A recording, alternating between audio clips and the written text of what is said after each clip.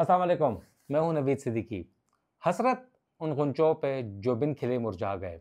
आज एक सरकारी इदारे की बात करेंगे कि वहाँ पर एक नित नए रिकॉर्ड बनते रहें और नया भी कौन सा बना है उस हवाले से आपको आगाह करेंगे।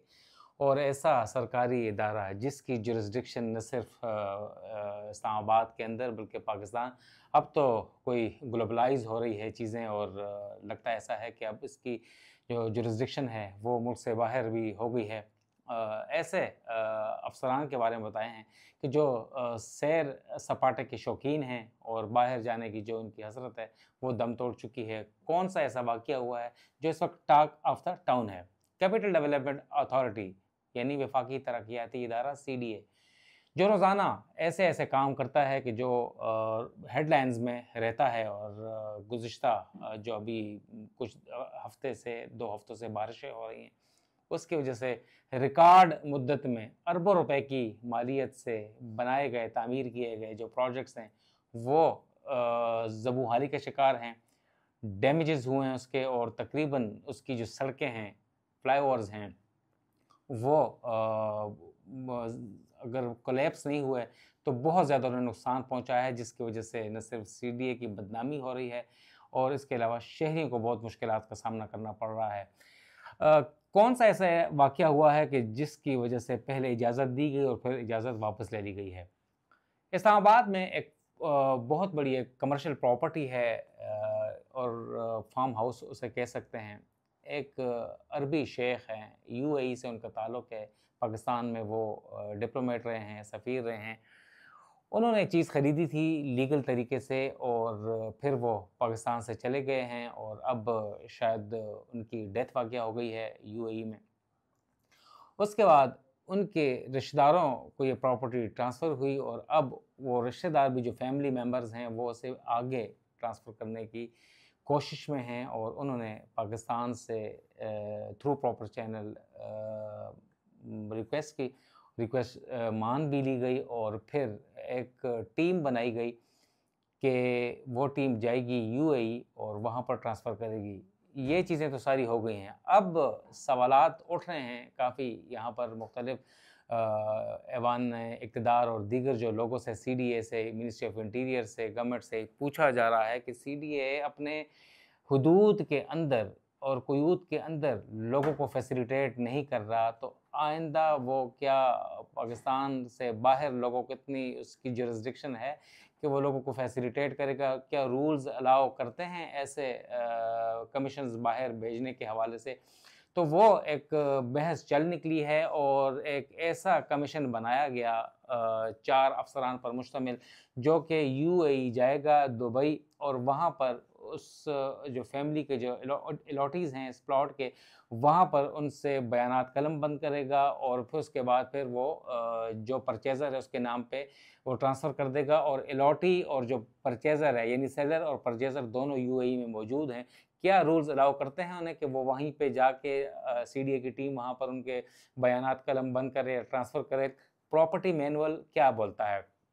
प्रॉपर्टी मैनुअल के मुताबिक सीडीए शहर के अंदर या पाकिस्तान के अंदर ऐसे जो अलॉटीज़ हैं, जो कि बीमार हैं, जो कि मेडिकल ग्राउंड्स के ऊपर सीडीए आकर फिज़िकली वो अपीयर होकर दस्तखत नहीं कर सकते, ट्रांसफ़र नहीं कर सकते। इस सूरत हाल में जो सीडीए की टीम होती है, जिसमें एडमिटिंग ऑफ़िसर होता है, डिप्टी डायरेक्टर होता है या कंसर्न जो डीलिंग असिस्टेंट होता है, वो जाके वहाँ पर उनके बयानात कलमबंद करता है और ट्रांसफ़र कर देता है। रजिस्टर और उनके पास फ़ोटो लेने के लिए कैमराज़ वग़ैरह अफ़सरान कंसर्न जाते हैं और ये कर देते हैं।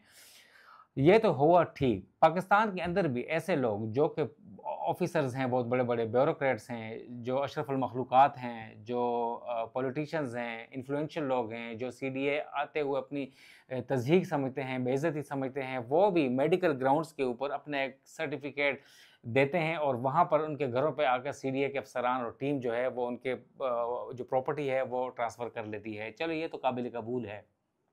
प्रॉपर्टी मैनुअल को मिसयूज़ किया जा रहा है मेडिकल ग्राउंड्स के ऊपर। मगर क्या सीडीए अपनी जुरिस्डिक्शन से हटकर यूएई या दीगर ममालिक जाकर आउट ऑफ सिटी तो एक काबिल कबूल है कि आउट ऑफ कंट्री भी वो कर सकते हैं। इस हवाले से काफ़ी एक बहस छिड़ चुकी है और जिसके बाद अब ये जुरिस्डिक्शन उनकी है या नहीं, क्या सीडीए ने अपनी जुरिस्डिक्शन एक्सटेंड कर ली है, यूएई या दीगर ममालिक, ये इसके ऊपर एक मीडिया के ऊपर खबरें आई, जिसके बाद मिनिस्ट्री ऑफ इंटीरियर ने और हाई अफ्स ने नोटिस लिया है, जिसके बाद जिन जिन अफसरान ने जाना था उनके एनओसीज मंसूख कर दिए गए हैं। लिहाजा अब जो प्लान था इस कमीशन का, सीडीए के जो कमीशन है स्टेट का, जिसमें director state, deputy director state और असिस्टेंट डायरेक्टर जो एडी एडमिटिंग हैं वन विंडो के, वो और एक आला अफसर जो हैं आईसीटी के डीसी ऑफिस के चीफ कमिश्नर के, जो बताया जा रहा है कि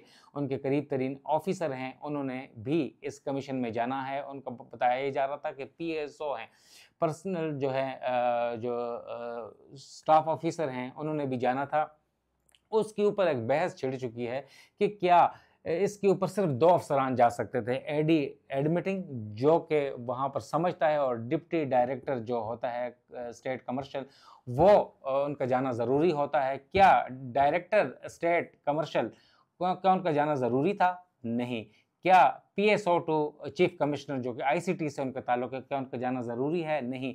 और यही मैंने आपको बताया था कि हसरत उन गुंचों पे जो बिन खिले मुरझा गए है, और एक बहुत बड़ा उन्होंने विजिट प्लान किया अपने लोगों को नवाजने के लिए, अपने मनपसंद अफसरान को नवाजने के लिए, जिसमें से 2 इजाफी अफसरान हैं, उन्हें उनका हक नहीं बनता। सिर्फ एडी एडमिटिंग और डिप्टी डायरेक्टर जा सकते थे, और वो जाते भी रहे हैं। और ये फॉर द फर्स्ट टाइम ये अनप्रेसिडेंटेड है, मूव है, यानी पहली मरतबा तारीख में सीडीए अपनी जुरिस्डिक्शन से हटकर वो जाता है, यूएई जा रहा था और ये रोक दिया गया है मीडिया के ऊपर खबरों की वजह से। और ये थ्रू प्रॉपर चैनल उन्होंने अप्लाई किया था। रूल्स क्या कहते हैं? रूल्स ये कहते हैं कि क्या बोर्ड से अप्रूवल लिया गया। सीडीए के चेयरमैन जो कि चीफ कमिश्नर इस्लामाबाद मोहम्मद अली रंधावा साहब, उन्होंने इसकी अप्रूवल दी, मगर क्या रूल्स अलाउ करते थे? हमने पूछा तो ज़राए का कहना कि रूल्स अलाउ नहीं करते, और रूल्स रिजेक्ट भी नहीं कर रहे और रूल्स एक्सेप्ट भी नहीं कर रहे, यानी इसके ऊपर कानून खामोश है, रूल्स खामोश हैं। तो उस खामोशी की वजह से उन्होंने फ़ायदा लिया और उन्होंने इजाज़त दे डाली। क्या मिनिस्ट्री ऑफ इंटीरियर से इजाज़त दी गई थी? इस बारे में भी कुछ नहीं कहा गया। क्या लॉ जो डायरेक्टरेट है सीडीए का, उससे ओपिनियन लिया गया?